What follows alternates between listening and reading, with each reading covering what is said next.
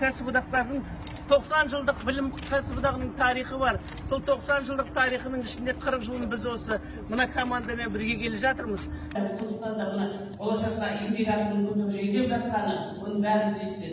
Дегенмен де өткен коллегияны Герман Кенжеғалиұлы айтып еді. Мұғалімдердің академик, чтобы учителей больше было академической свободы, чтобы они себя чувствовали, чтобы люди уважали. Статус учителя надо поднимать. Для этого мы не просим такой пока, учитывая нашу экономическую ситуацию. Большую зарплату мы пока не просим. Просим, конечно, но самое главное, местные исполнительные органы, чтобы наших учителей без конца залы заполнять надо, только квартиру надо обходить надо, она там нағылы біліп жатырсыздар. Сондықтан сол мәселені кішкене қарсаңыздар, мүмкіншілік болғанша.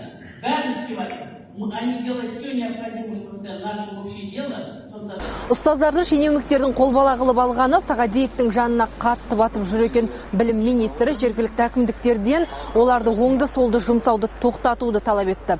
Еліміздің бас мұғалімі әріптестеріне қоғамдық жұмыстарға жетпеуге тыйым салатын арнайы құжатты дайындап жатыр.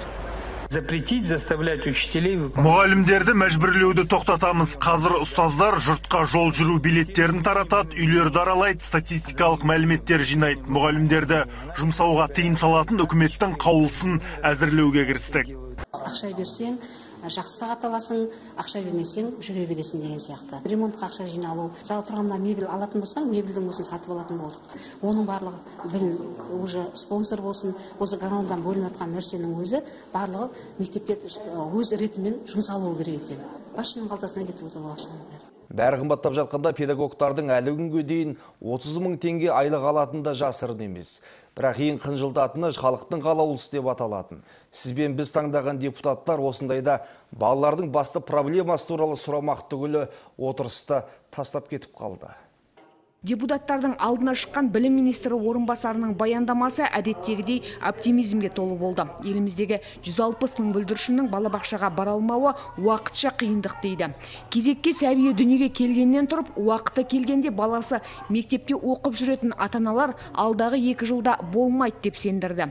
Кезек балабақшада жұмыс істейтін педагогтардың айлығы 25-35 мыңнан аспайды деген вице-министр депутаттардан көмек сұрады.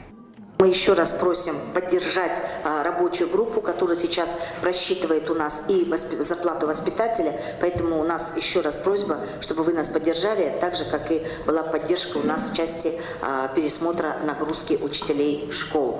Білім министрін жекпе-жекке шақырып, үнемі даудың ортасында жүретін Бекболат Тілеухан бүгін әлде қайда сыпайы.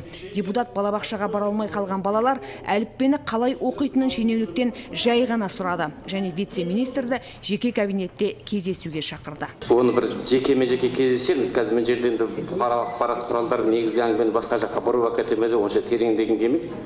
Тағы да бір мына оқулыққа байланысты басқаша кабинетте жекпе-жекке кездесіп жатырмыз.